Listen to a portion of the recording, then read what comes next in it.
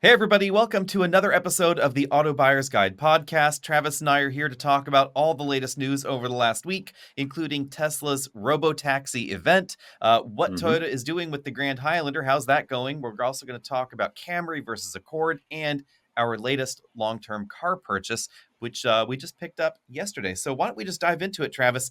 What exactly went on at that Robot Tesla event? Well, I teased it at the end of our last episode where I said, "Is the end of cars coming in the next week or two?" The good news is I watched that event, not live. I went ahead and fast forwarded through it later. The good news: the car is not dead. The Robotaxi is here, but with some Quote, big air yeah. quotes. Um, A lot happened and not a lot happened. So what we got is the debut of the Robotaxi, which is also the Cybercab, I guess, which falls in line, I Mhm. guess. And we also had the Robovan, which is the 20 passenger model. And we were told that that Robotaxi, that Cybercab, should be available as early as 2026. But Elon, in a moment of clarity, said, but it turns out sometimes I can be a little bit preemptive with my dates. So 2026 apparently is when these are going to be available. And the big news, honestly, besides the fact that this thing is supposed to exist here soon, is that it should start around $30,000. But also, we haven't always seen that lower number be the final number. Yeah, let's check here. So we still don't have the Roadster, but we're gonna have the No. cyber taxi thing. I'm hmm gonna go ahead and guess it's probably gonna be like 2027 to 2028, and it's probably gonna be a whole lot more than 30 grand. Um, Yeah. the other thing that I found interesting is that they actually, was this implied or is this direct that it's just gonna be camera based? I believe it was covered that it is using cameras, and I think they talked about that's part of the reason that it's going to be as cost effective, and that the other sensors are not Hmm. necessary, which is contrary to what every other manufacturer is saying. The other Yeah. big thing is that this will not have a wheel or pedals, so there is not going to be a self operation mode. This is a fully autonomous vehicle from square one, So and they claim. and the Yeah. big thing is that individuals will be able to buy it. So this is one of Hmm. the things that I'm going to go off on a quick tangent here. We can jump back in, but when the full self driving or the autopilot first came out, and the big thing was with the Model 3, right? Because it was going to be much more affordable, it would reach the masses. Is that Tesla is going to be able to allow you to purchase a car now, and that car, with the flip of a switch or a Hmm. software update, would then be able to go into this taxi fleet and make you money back. And that was a long time ago that we heard that claim. And now we're hearing that this robo taxi is the thing you'll be able to buy and send it Hmm. back out into the fleet.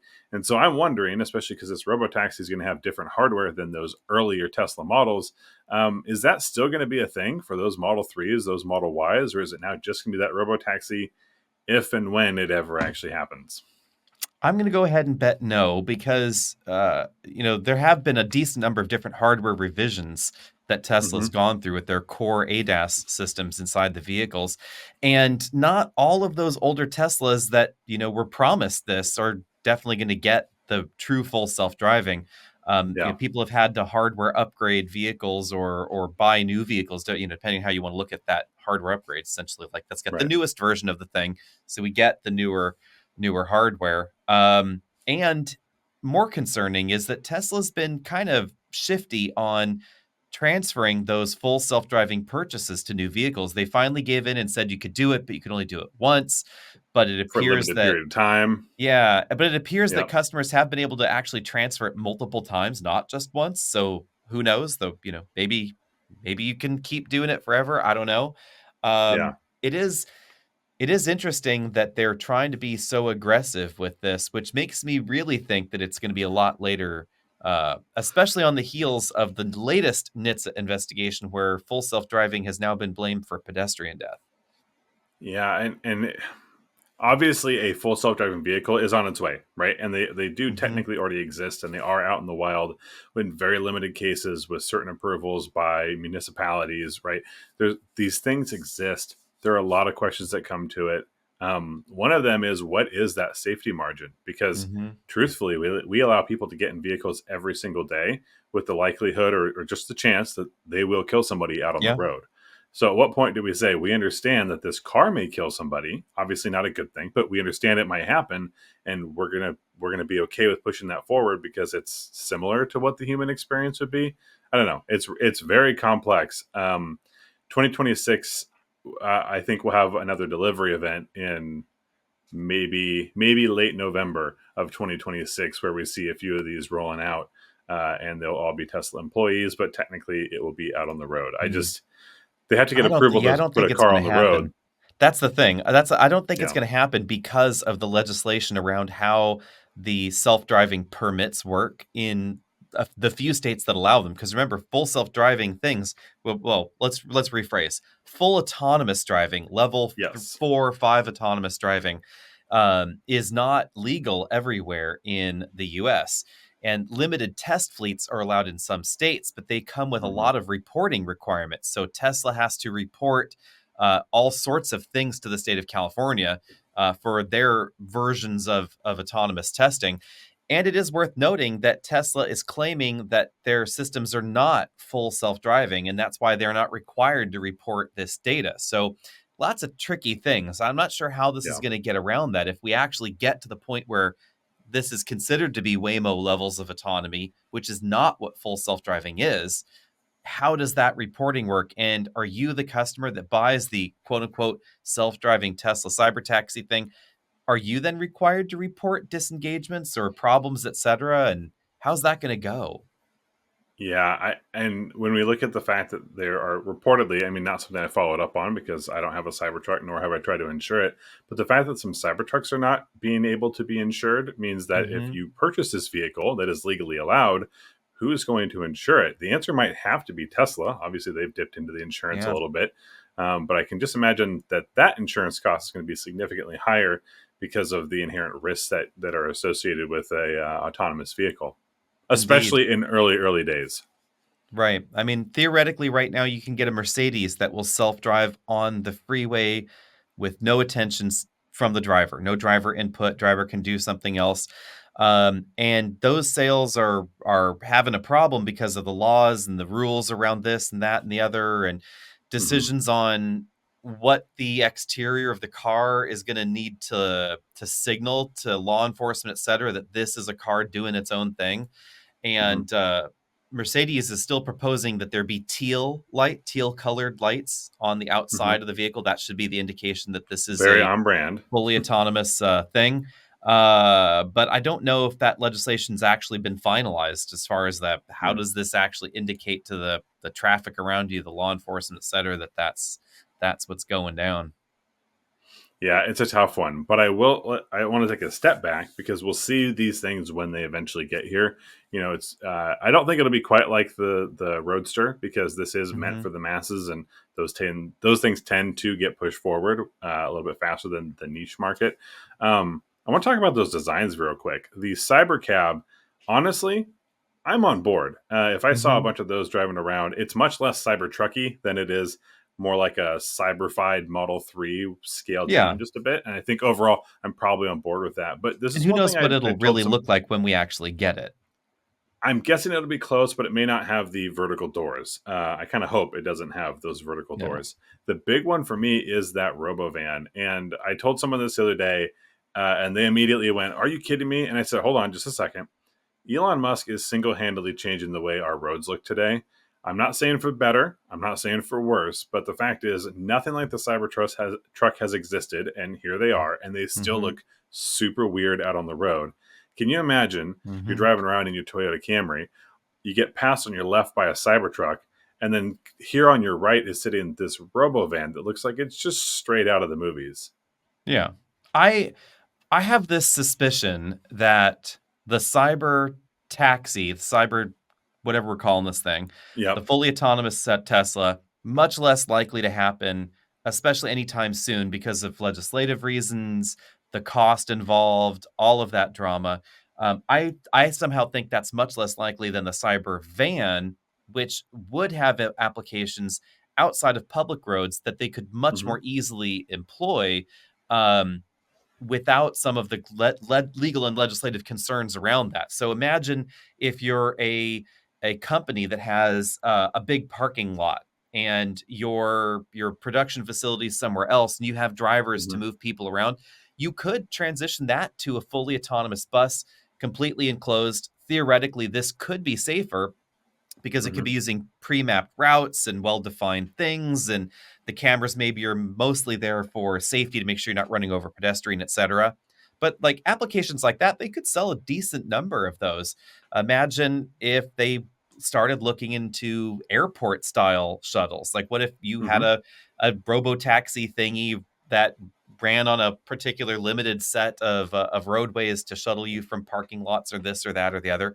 I mean, that seems to Yeah. make a lot of sense to me, more than trying to sell what I would be willing to bet is more like a 70 or $80,000 taxi thing to someone, which is going to have issues driving in the rain. I don't know. How is this reporting going to work? Like, I don't know how any of this Yeah. all is going to work, but the cost structure and all that in an uncertain future, like, I just don't know.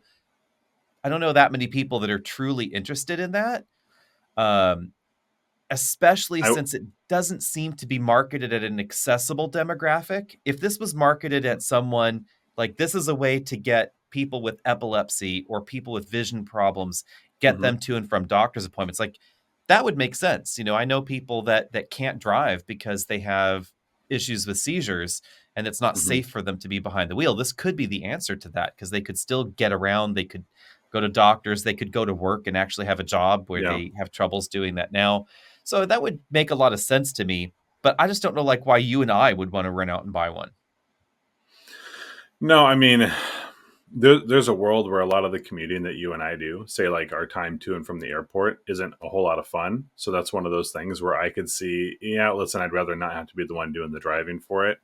There is the theoretical make money back option, but that is something that, Mhm. while it just on a whim, it sounds great. The impacts that's going to have on our economy should not be understated. It's going to change everything Mhm. immediately overnight, and better or worse, I can't tell If you. it But I works. if but if it happens, and ever Yeah. all of a sudden, a number of people are able to help make their own car payment, and now people don't need to have cars because all these robo taxis are driving around. It would change things significantly. But I'm not holding my breath on it. I wouldn't put a lot Yeah, of money I'm down. not either. I mean, Waymo and Hyundai and the other companies and Google that are out there all working on this thing, it's not like they've changed the world yet. I mean, they've definitely changed San Francisco traffic, Hmm. for instance, with the Waymo thing, but they haven't changed the world, and there's still far more Ubers and things like that out there. The other thing is, do you really want to send out your lovely new cyber taxi that you just paid 70 $80,000 for, so that way you can get a little bit more time to and from the office, and you're like, Hmm. I'll let this go cyber taxi while I'm at work, and Hmm. then you pick up a bunch of frat boys or sorority girls and they barf in your thing and then they just walk away, and you get in to go home and it smells like last night's taco truck. So it turns out I can answer that question for you, because not only have I been an Uber and Lyft driver, which means that you have a lot of people in and out of your car, I have also rented out vehicles on a couple different car sharing platforms, and I can tell you it's not always easy sailing, and it's not always a Hmm. smooth and clean transaction. So those things would definitely exist. And what do if you order a robo taxi? It pulls up and it's got last night mess everywhere. Like you're Yeah. just the next person who's in it. That's not going to be a fun situation. Yeah, lots of key interesting questions there around that. But let's Hmm. move on from there to our used EV purchase experience, because I know we've had a Mm. lot of questions around this from viewers asking, should I buy a used EV from Hertz? We Hmm. have to back this story up just a teensy bit because I will say there's a lot of misreporting about what went down with Hertz. Hertz did have an electrification initiative. They did say we want to have more electric vehicles out there. But the pandemic also is a large factor here. So, beginning a pandemic, people weren't renting cars because they weren't flying anywhere. So, Hertz dumped a whole ton of cars, used cars in the market. Hmm. Then travel returned. They didn't prepare for this. And then they were like, oh my God, we need more cars. Any car that's not nailed down. So they started buying used cars. They started buying this car, that car, any car that was available. Tesla was sitting on a whole ton of Model 3s that they just could not move. They had been overproducing, couldn't move them, etc. So part Yep. of this was the electrification initiative they'd promised, which is why we saw other electric cars here and there. But a lot of it also had to do with the ride sharing initiative at Hertz and the availability of Teslas. So there's a confluence. Tesla needed to get rid of Model 3s. They were available, which is not what could be said about a whole bunch of other things. Right. And everything coalesced, which is Perfect why storm of circumstance. perfect storm, which is why Hertz didn't invest as much in charging this newfound fleet of EVs, because they had only planned to invest X and they ended up with Y number of vehicles, right? So two totally hmm large numbers there. And then they pressed a lot of them into rideshare service. So a lot of folks that are out there going like, oh, the Model 3s, Model Ys, etc., they ended up so expensive to maintain. That's why I don't want them.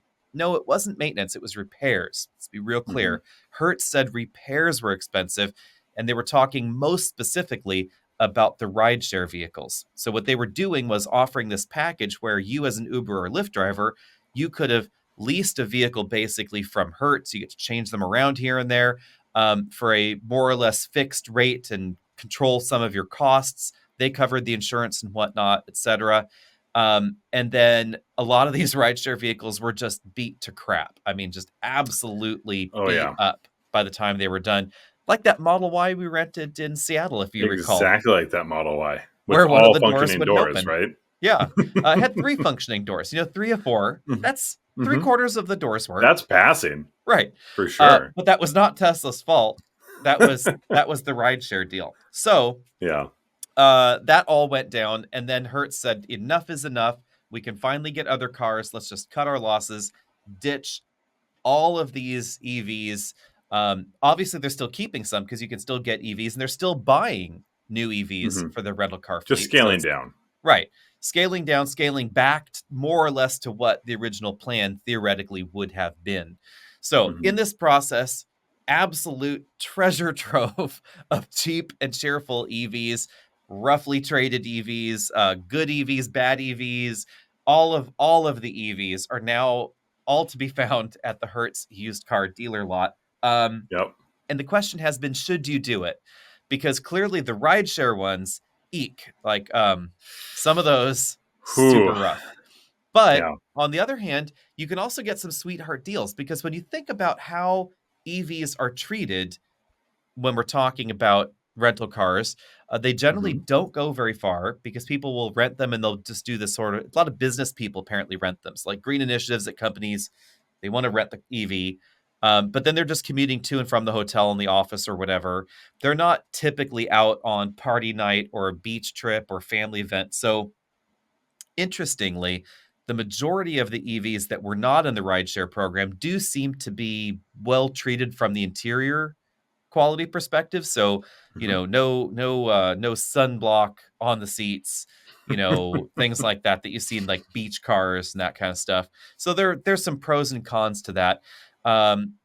It also seems that there is a solid number of these, luxury and near luxury EVs out there. So decent number of Volvos, Audi EVs, because a lot of e-trons there in the fleet. The Yep. Mercedes-Benz EQB, really popular It's in a the weird rental car range. fleet. Yeah, really peculiar blend of things. hmm So in addition to the Teslas, you have access to these other EVs there. And of course, Chevy Bolts. Like there are so many Bolts on that Hertz lot. If you want a Bolt, I Um, know where you can find one. yeah, if you want a Bolt and if you want a cheap Bolt that qualifies for the used EV tax credit, because you have to buy it from a dealer, Hertz qualifies as a dealer in most areas. So if you want to do that, you can actually roll into there and do it. Um, be prepared for it to be a soul-sucking dealership experience. That's all I will say. We rolled in. I rolled in at 2:30. I was out by 5 o'clock. Um, exactly the same experience as the used And they car knew you dealer. were coming. They knew I was coming. It Yeah. could have been prepared in advance. Uh, no, it was not. At least it was charged to 82% battery, which is It's good. not bad. So I had really wanted it to be full because we did have to charge it on the way home. Hmm. But all in all, pretty decent process. So here's what we got. We got a Volvo C40 Recharge, the mid-level plus trim, but fully loaded in that plus trim. It's a 2023 with 20,000 miles on it. And that model today, as a 2024, if you were to run to your Volvo dealer and buy one today, Hmm. $60,245. We got it for $27,500. So pretty decent Yeah. deal, actually, especially since it's in pretty sharp condition. Um, this is kind of a fun twist. I think that the part of the reason that it's seen such severe depreciation, and worth noting that more significant depreciation than XC40, which is why we went this direction, Yeah. is because C40 sales are absolutely through the floor bad right now. 80% down year on year versus last year. What we're seeing on the XC40 versus the C40 is that the XC is so much more practical, right? We have the Mm-hmm. same footprint, we have the same dimensions, but it's more square, and people are really looking for that space, especially when you're looking for a smaller vehicle, right? These XC40s and C40s are not big; they are in the compact range, and Yeah. so getting the most out of that Subcompact, if we space, want to be technical. subcompact, yeah, yeah. I mean, it's small, right? Mhm. So coupifying that is it's cute. I mean, we both, I think, aesthetically would choose the C40 over the XC40, but you just know you're going to lose some of the space, and for a lot Mhm. of folks, that's a big consideration.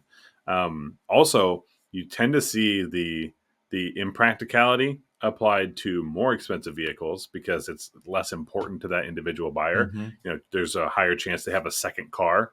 I don't think there's a whole lot of people who have their XC40 as their runabout and then something much nicer. I mean, I'm sure there are some, right? But it feels like that's Mhm. that's more of their only car or a two-car household versus a three or four-car household. So I think that's why we're seeing some of the drop. But if you're in that position where you go, hey, this totally works for me, that's an absolute score. Yep. And so the reason that we wanted the C40, just so the listeners know, and you can be prepared for future coverage on this one, we wanted to see how the Hertz process went. Like, Hmm. was it somewhat easy to deal with? Their inventory is easy to pare through and find. we did the We did the create your deal thing in advance and filled out all the info. Didn't matter. Everything had to be redone when we were there. They do e-sign agreements, which is handy, so less paperwork to go through, and the paperwork process is generally easier than a new car. It's a little bit simplified. You can Hmm. get extended warranties through Hertz if you want. And you can also apply for financing through Hertz with one of their affiliates, but Hertz doesn't have their own financing or anything. It's not like buying a new Right. car. It's not like Carvana either. Carvana is seemingly much easier. So we have never purchased directly through Carvana, but I do know a good friend that has, and that process is much simpler. They bring it to you. You can drive it yourself at home if you want to, that kind of thing. You can Hmm. pick from national inventories, have it shipped easily. Hertz will ship their inventory around the country if you want to. So one of the C40s we saw was in Virginia, but you can't have it shipped to you and then go, "Oh, no, sorry, I didn't like that."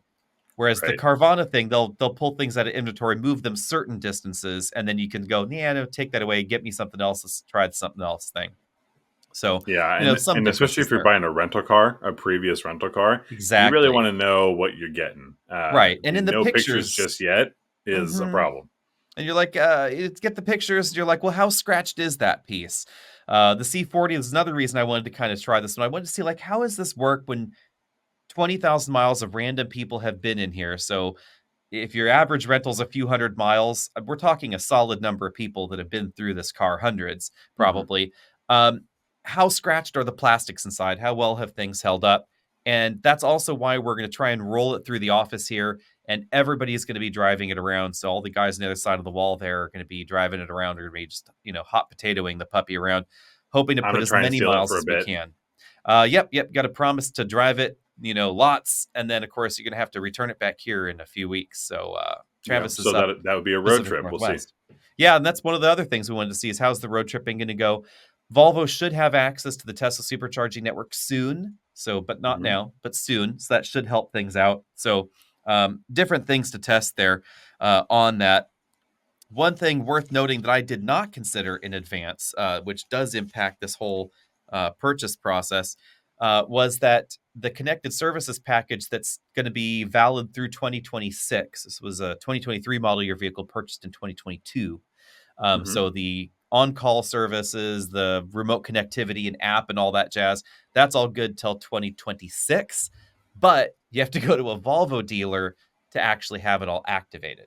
Um, Interestingly, it's Yeah, also due for its 20,000-mile service, which is included. So we scheduled an appointment for Monday to take it into the Volvo dealer. So we'll see how it all goes.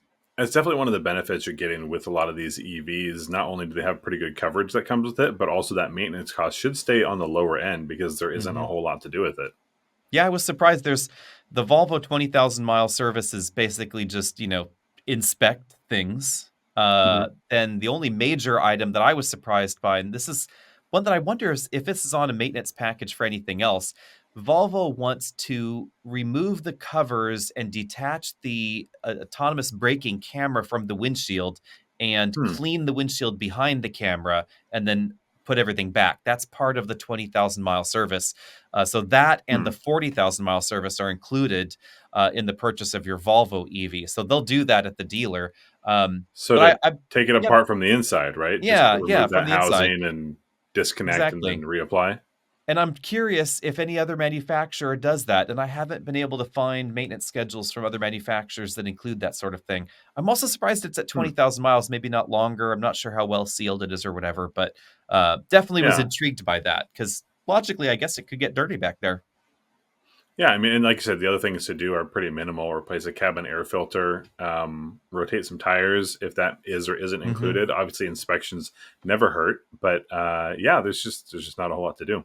Yeah, these tires are logically probably not going to get rotated because the C40 has a staggered tire setup. So, Mm, and I think they're directional.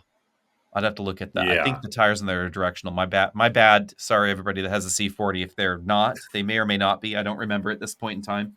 But they are staggered, so you don't go front to rear. You could swap side to side in the rear and in the front if they're not directional. With But that you out of did the way, say, I said we should check those tires because you told me that it's going to be a wet and cold winter up here for me, which means that I might get more snow. So I might want to come steal that before the snow hits. yes, that's why we were going to put summer tires on it for you.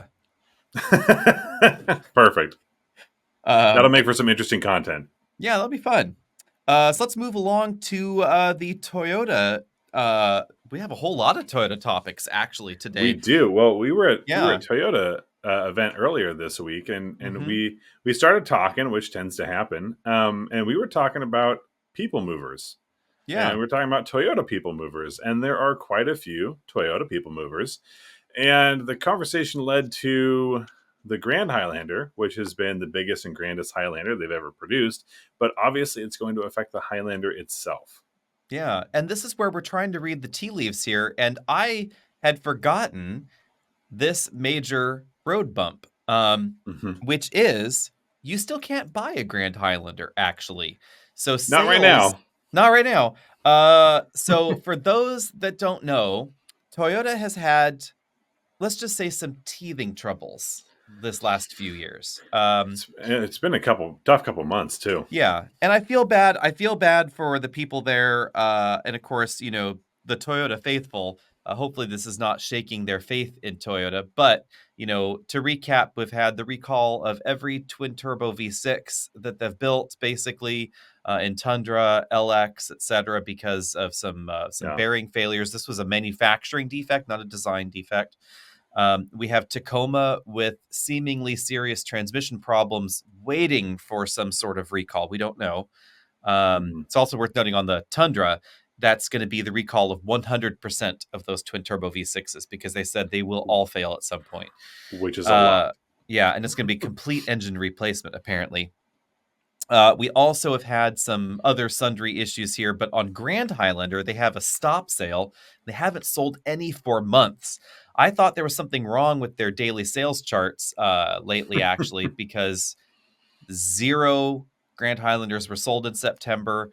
They've sold about 60 some odd thousand throughout the year, calendar year so far in 2024. And that's because it's going to be about 6 months, I think, actually, total by the time everything is said and done of zero Grand Highlander sales. The issue was Yeah. they had a crash test performed by the IAHS, and the airbags were not functioning properly. So Toyota has issued a recall for every Grand Highlander and Lexus TX sold.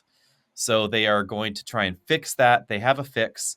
Apparently, production should resume by the end of October. We don't know exact Mhm. details on that. Could be early November, but they have a fix. The fix is being implemented. They're going to do that to the production facility and start building new ones, but then they're going to have to go back and fix every single Grand Highlander in inventory at a dealer Yeah, and recall all the customer Grand Highlanders and TXs as well. So it's a big hiccup. that's going to be a long process. But I will say, this is where we shift gears here towards the positive things. Hmm. I will say Grand Highlander was, of course, our SUV of the year last year.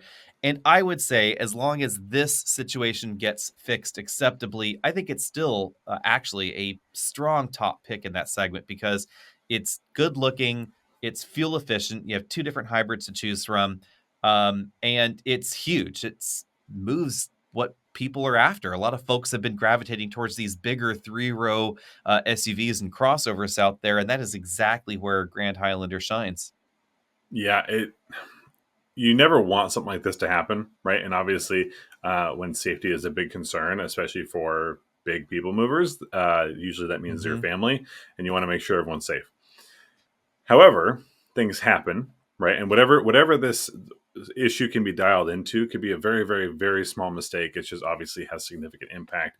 And so my issue is never that there is an issue; it's how is it resolved. And Hmm. I think Toyota's done the right thing. They said, "Hey, let's stop everything right here, right now." That seems like a safety first thing to me.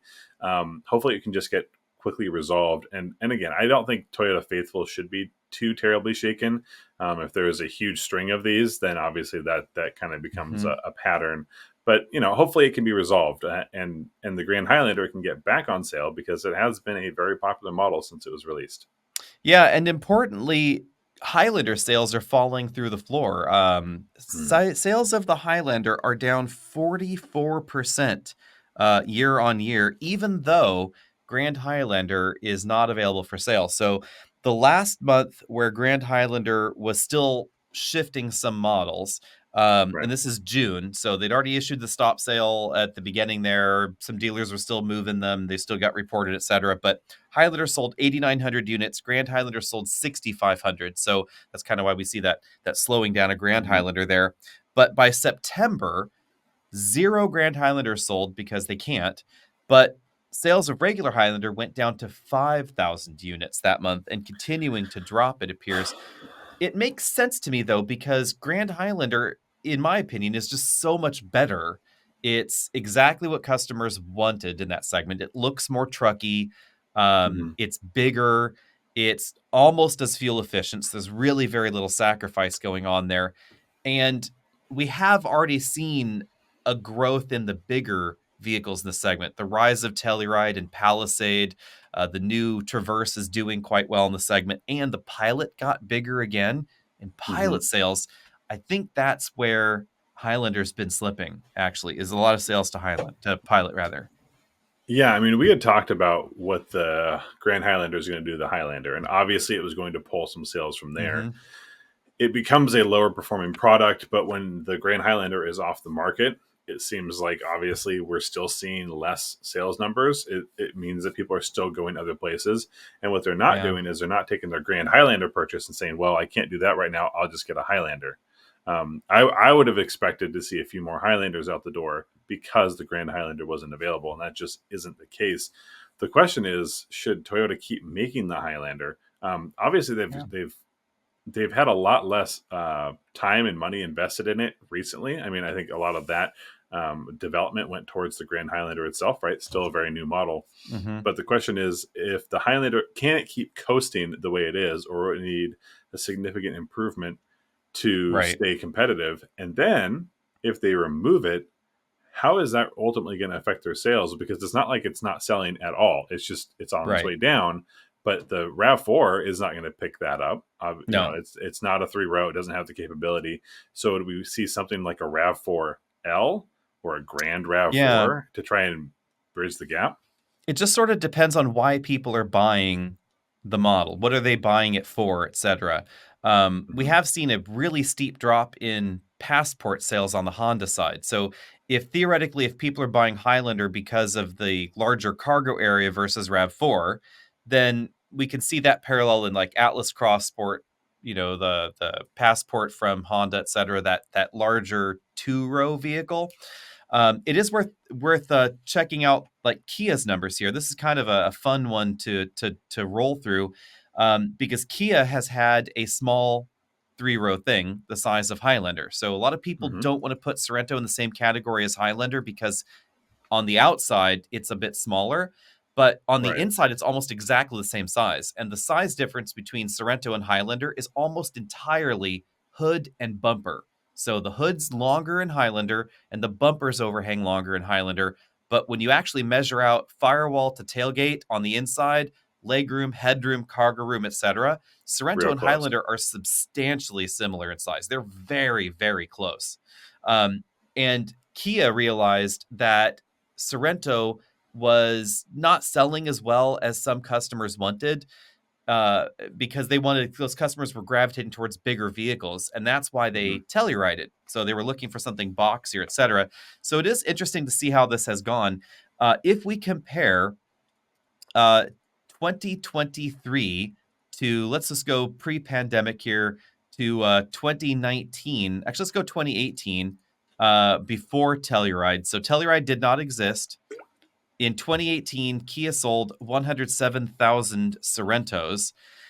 2023, they sold 110,000 Tellurides. But what is interesting, and probably the logic for keeping Highlander around, is that although logically some Sorrento shoppers moved to Telluride, Telluride Hmm. was almost entirely additive sales to Kia. So 2023, sales of Sorrento had gone down 18% since 2018. So from 107,000 units to 88,000 units. But Yeah. Telluride increased sales from 0 to 110,000 units.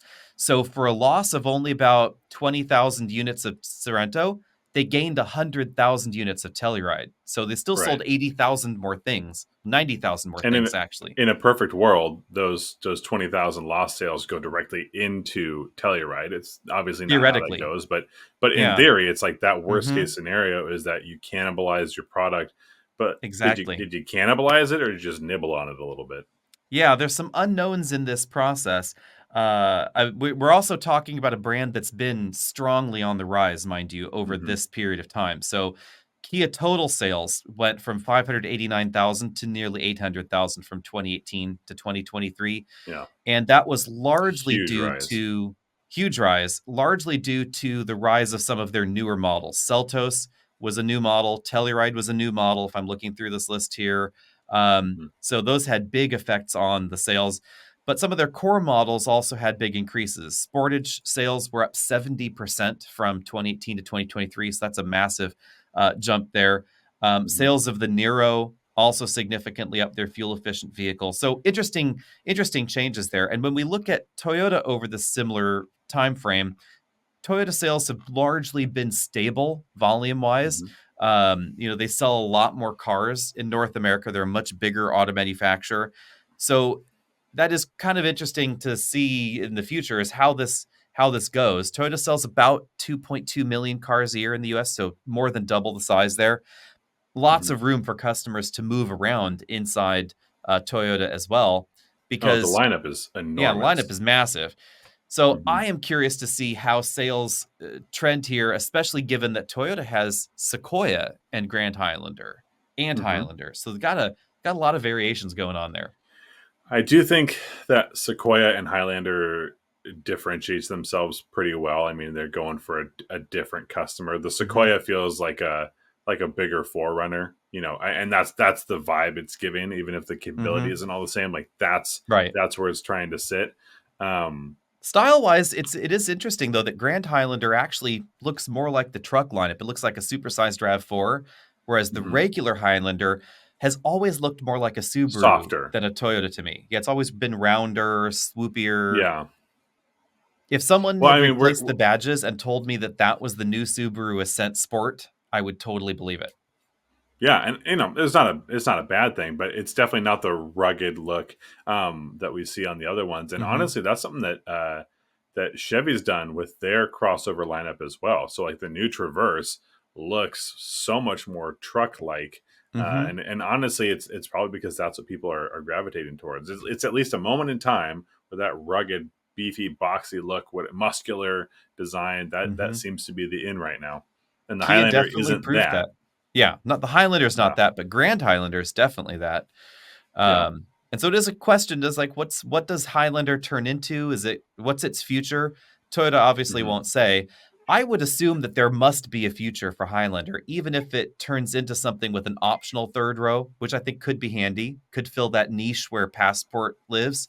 If it Mhm. was more focused on fuel efficiency, temporary third row, something like that. Those are transitions that I think would be actually kind of handy for it. Speaking of hybrids, that brings us along to our other Toyota topic, which It is sort of, does. which is sort of, is there room for anybody to have a hybrid other than Toyota in a way? They are building so many hybrids and they are expanding the grips and the tentacles of Toyota Mhm. hybriddom because we have a new Mazda hybrid, which is actually a Toyota hybrid system, and I'm driving that Monday, so that's Okay. coming to Yeah. us. And of course, Subaru is going to have their second generation hybrid system, which is actually a Toyota hybrid system, of course, redesigned and repackaged for Subaru, but made by Toyota. Yeah, you're running out of Japanese brands that are running a hybrid that isn't going to be a Toyota hybrid. It is curious. It's like if Honda would just get on board and license Toyota's hybrid system, which would Mm-mm. never happen, Not um, happening. you could just call it the Japanese hybrid system, and it would be fantastic. Yes. Yes. And obviously, it's going to sell a lot bigger numbers because Hmm. Toyota produces a ton of hybrids, but also these other models are probably going to sell fairly well.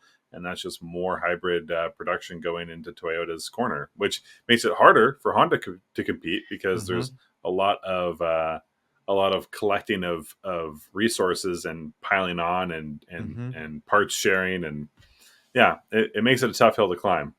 It does have the effect of really lowering prices and lowering costs for Toyota.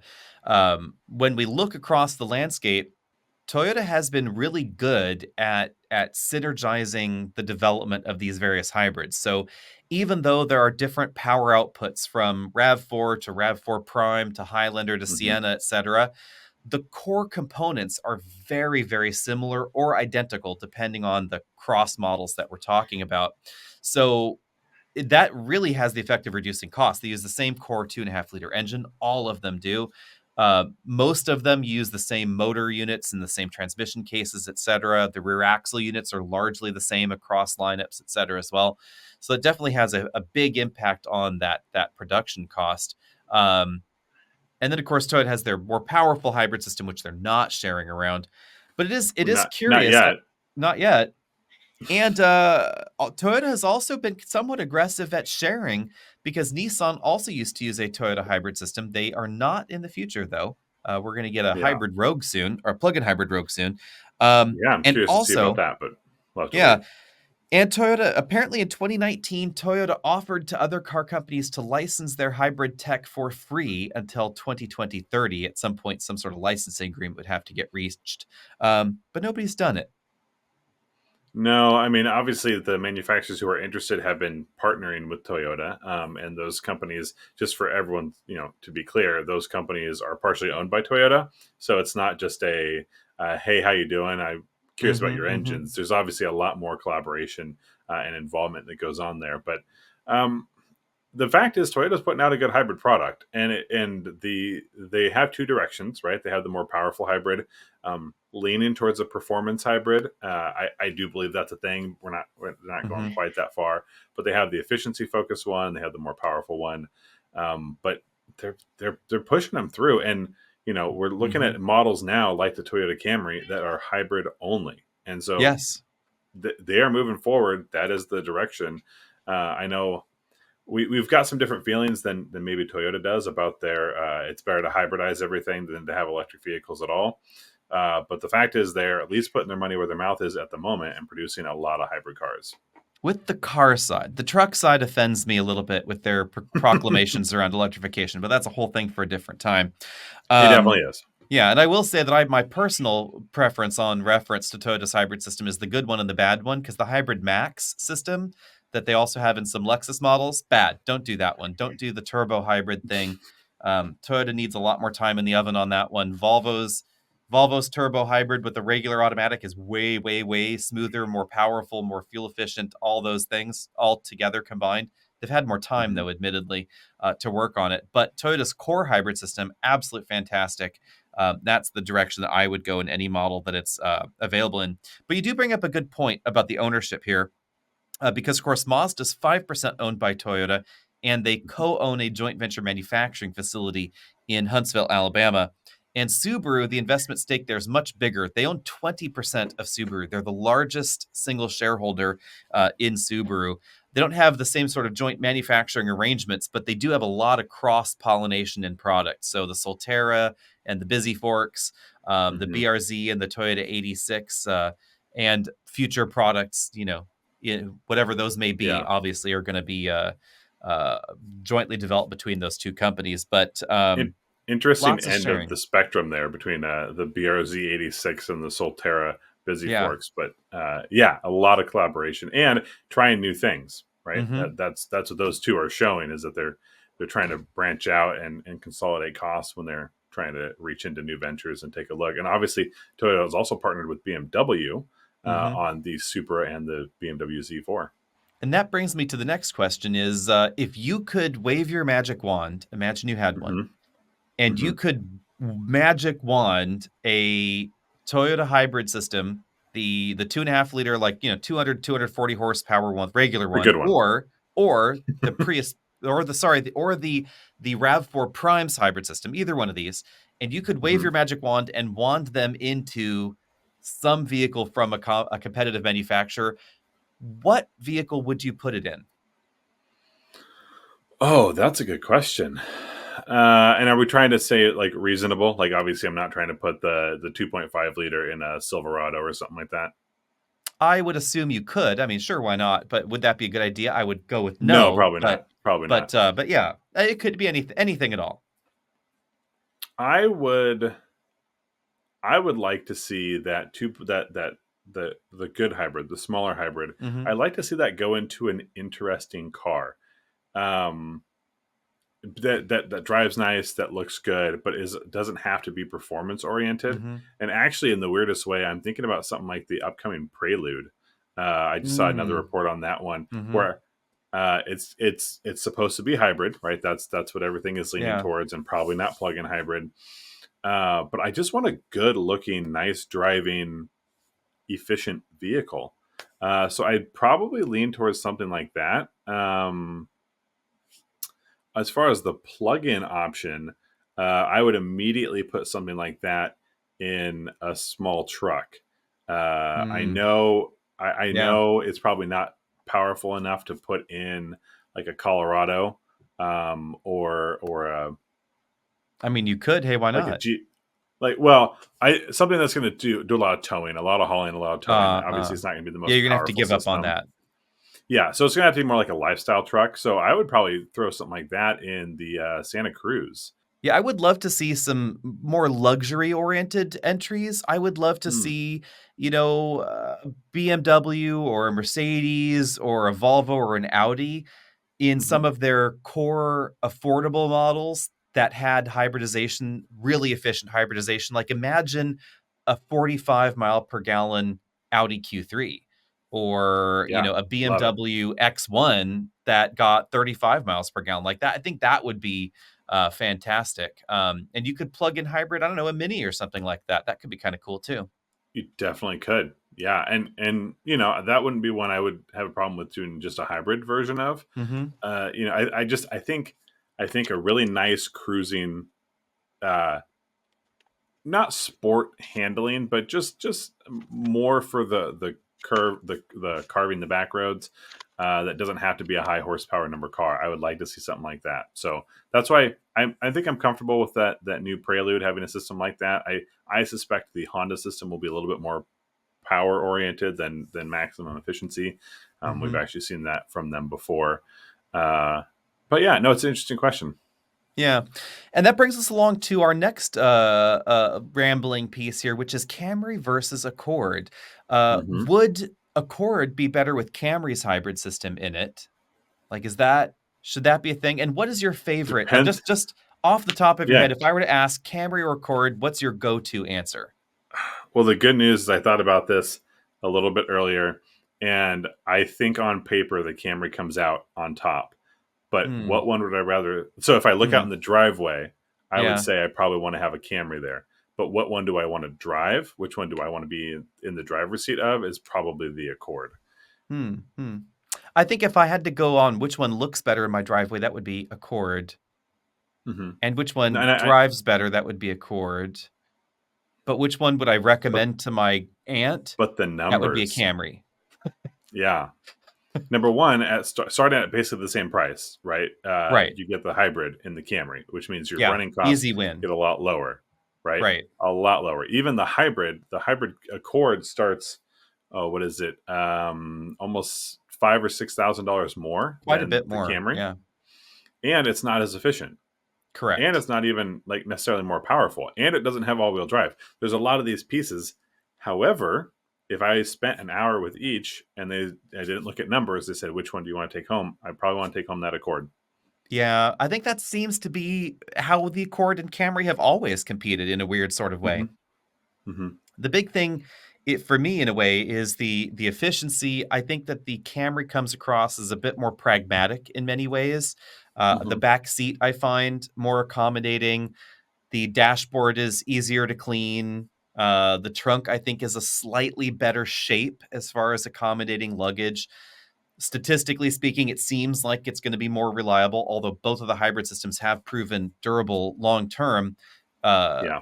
Statistically, the Toyota hybrid system has been significantly more reliable than Honda's 1.5-liter turbo, mind you. So you still get the 1.5-liter turbo in Yep. CVT in half of the Accord lineup, etc.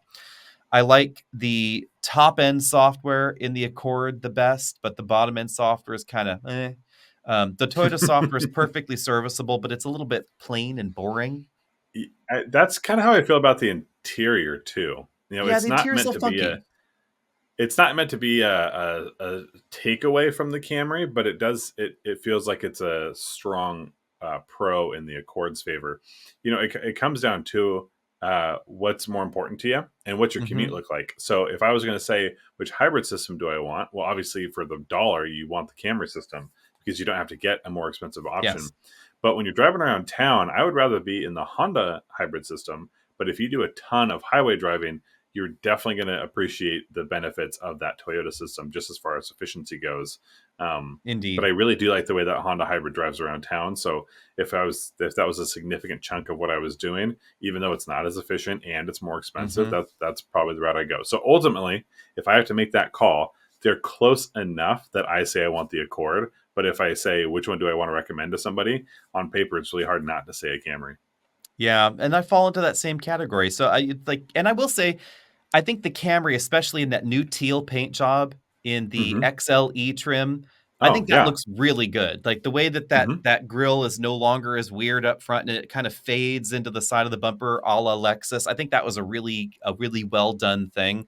And the Hmm. dashboard, the new materials, new textures and shapes, etc. I think they did a really good job designing that out to look more modern and look more interesting. But yeah, the Accord just seems it's a more emotional connection. I think it's more polarizing on the design a little bit, but yet Hmm. I think it's going to age better. And maybe that's one of the things that Oh, comes to interesting. my mind is if you think back 10 years or 15 years, Hmm. I think that a 10 or 15-year-old Accord looks better now than a 10 or 15-year-old Camry does now. I think I'd probably agree with that. Yeah. And that Accord was actually a fairly muscular Accord, and it's gone kind Mhm. of a different direction, right? It's a little more Yeah. svelty, it's a little more sophisticated. I do like the design, the current design, the redesign of the Camry. I also want to give them, props for having an all hybrid powertrain. I think that was the best way to go with that model, and I think it's implemented well. And they have all wheel drive, where the Accord Mm-hmm. has never had all wheel drive. The closest you could get to an Yeah. all wheel drive Accord was a Cross Tour, and that was definitely not an Accord. I mean, just a very different product for a different consumer. So, um, yeah, it makes sense why Toyota sells so many Camrys. Mm-hmm. I just at the end of the day would probably go Accord. And it is worth noting that apparently the availability of all wheel drive is one of the big factors in the success of the Camry, especially in northern states. So when you Hmm. take a look at the sales, Camry and Accord are kind of neck and neck in the fair weather states in the southern part of the US. But when we start taking a look at the north, the Pacific Northwest, the Northeast, etc., we actually see that things are a little bit different there. We actually see Camry out indexing, and that's partially because of that all-wheel drive consideration. When Nissan added it to the Altima, they saw a big shift in interest in it in those northern states, and that apparently Camry or Toyota actually was really upfront that Nissan Altima was basically why they decided to add all-wheel Mm. drive to the Camry, because they saw Altima taking away sales from Camry in these markets all of a sudden when there was all-wheel drive added. So it is It's kind of an an interest. interesting feature. It's an interesting little like canary in the coal mine situation. If you follow the increase in Subaru sales, you'll likely see the Camry dominance over the Accord. And before we sign off of this episode, we should follow up with one last Toyota story. Sorry, this turned into an all Toyota all the time episode, but it happens now and then. GR Corolla now has an 8-speed automatic transmission, and I Hmm. am super duper excited. We have already driven it. We can't talk about it until Wednesday, so sorry, people that are watching this early. Yep. But I think this was exactly the right thing to do at exactly the right time. Last week, I was driving the Subaru WRX TS. This week, we drove the GR Corolla. And at the Subaru event, Subaru was super duper proud of themselves. They pat themselves on the back and they said, our Subaru shoppers, 95% of them prefer the manual transmission because these are super duper hardcore driving enthusiasts and they just love, love, love a manual. And that's really Hmm. why. And at the back of my mind, I didn't say this to the Subaru people, thought about it the whole time. Back of my mind, I'm thinking, or is it because your automatic transmission, it's not great? The Subaru Performance Automatic, quote unquote, the SPA, is a CVT that is programmed to imitate an 8-speed. And it's just not exciting. It acts like a CVT. It's kind of fumbly on the shifts and things. It feels weird. Um, Toyota went in a very different direction, and they say they have created an 8-speed automatic that shifts like a dual clutch, but has the benefit of a torque converter for launches. And they Hmm. didn't just take the 8-speed out of the Camry, they took the 8-speed case out of the Camry, and then they gave us everything new inside. So different gear sets, different clutches, a different torque converter, limited slip differential up front. So basically, all the same jazz you get in a 6-speed manual GR Corolla, you get in the automatic. Plus, you get higher end gears up top for better fuel economy, theoretically, Hmm. without giving up the performance, they say. So they realigned first and second gears to have about the same kind of ratio as the 6-speed manual. Then the upper Hmm. end gears go on from there. So you're still going 1, 2, 3 to go 0 to 60. So first, second, and third are still required. But they're claiming the shifts are as fast as a competitive DCT in the Golf R, the only one. And Hmm. I am therefore curious to see how many people actually choose this automatic, because we've never had this valid of a choice. We've never had all-wheel drive performance vehicle with a good automatic and a good 6-speed manual. We have Golf R, where you can't get a manual. We have Yep. WRX with the false equivalent choice of CVT or automatic.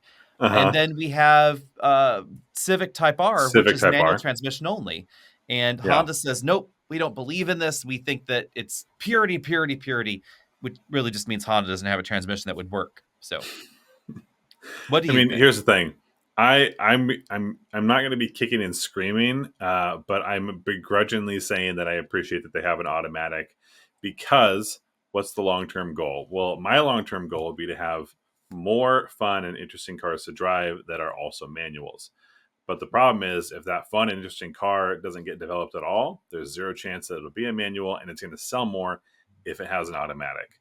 To your Subaru point, one of the things car enthusiasts, right, hate the most is a CVT.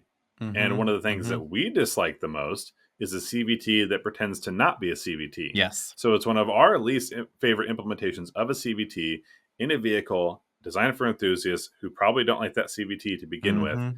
That doesn't seem like the recipe for success. Toyota's gone a very different direction, and you'll have to stay tuned to see how we think it went. But I appreciate that it's here because that means more GR Corollas will be sold. That means the companies are going to see that performance cars are still interesting, that people are still wanting to buy them. And hopefully they continue to be produced with that manual transmission. We also talked about what's going to be the take rate. How many people are going to be interested in this automatic versus the Mm-hmm. manual transmission option? I think we're going to see a fairly low number in the first year or two. It's one of those things that the GR Corolla, like something like the Civic Si or the Type R, is known to only be manual for those who are in the know. Mm-hmm. Maybe they went and bought something different because they want an automatic, but now they know it's going to be available in an automatic, so their next car purchase could very well be that over the next couple of years. If it gets over, say, about 40%, that's when I would start to worry and say, oh no, that feels like it's going to threaten the manual transmission hold on that particular vehicle or that segment. But overall, it's a good thing. And if it's implemented well, it's a very good thing because people would be just that much happier with their performance car. Yeah, I'm going to suspect that the take rate's probably going to end up on the 40% sides or there. Hmm. My recollection is that GTI skews more DCT than manual. That's a Hmm. good manual. Golf Hmm. R, only DCT, of course. Uh, Hmm. the Miata is an interesting parallel as well because it has an okay automatic. It's not great, it's okay. But the regular Miata skews manual, whereas the hardtop Miata is more popular with the automatic. So I am Right. I am Different demographic. interested. Yeah, different demographics, but it means that the entire Miata blend is not far off of a 50-50 manual automatic sales blend, But that which is is a pretty logical, I think. dedicated car, right? I mean, Yeah. they're not trying to pretend that that is anything other than the Miata that it is. Mm-hmm. I think the interesting comparison here, this sort of feels like Honda tiptoeing on their manual transmission dedication because obviously, if we go a step down in the performance level, you can't get a Civic Si with with an automatic, but you can get an Integra with either a manual or an automatic. And so it's one of Mm-hmm. those where I think Mm-hmm. that would be a more interesting corollary for what those numbers would look like. I feel like that split, the Integra split, would be closer to something that we see over in the Corolla than something like the WRX. Yeah, I mean Integra doesn't. They don't sell very many manuals on the Integra side. It's very. They're very proud that it's the only manual in the segment, and they sell Hmm. a decent number of them, but it's not a lot of them, mind you, and Probably for a skews more towards logical the reason. GTI.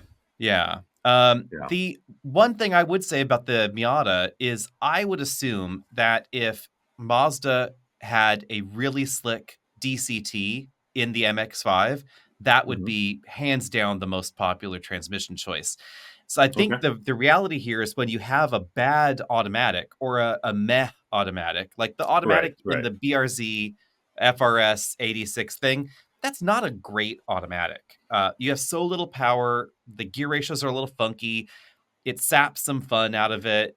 It just is that automatic. I think is just even though it's an okay rather than a bad automatic. I think that it leads to a bad experience in that car. Yeah. So unless Yeah. you really need someone else to drive it, I would only get the manual in the 86 BRZ. Blah blah blah blah blah. But if it's a good dual clutch or a good automatic transmission, for instance, I would never get a Hellcat with a manual. I would never get an SRT Mm.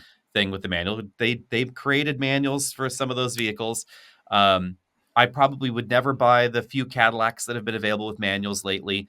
It's just too much Mm. power, the traction control systems, etc. You're faster 0 to 60 in the automatic transmission. They're generally more Right. fuel efficient these days as well.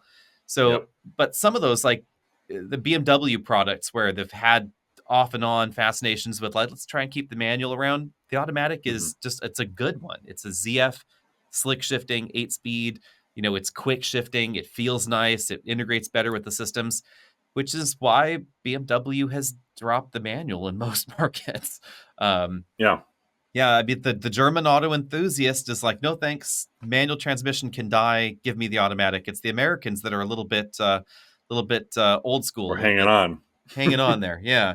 So You with mean that, we get our teeth around something, we want to hold on to it? yeah, Wild. with tradition, with the fiddler on the roof. So let Because us know what you guys think about the possibility of the GR Corolla automatic down there in the comment section below. Is this an abomination? Should it be burnt with fire?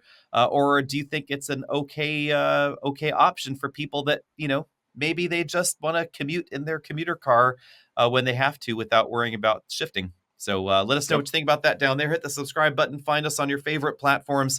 If you haven't watched the video, watch the video and the other one and blah, blah, blah.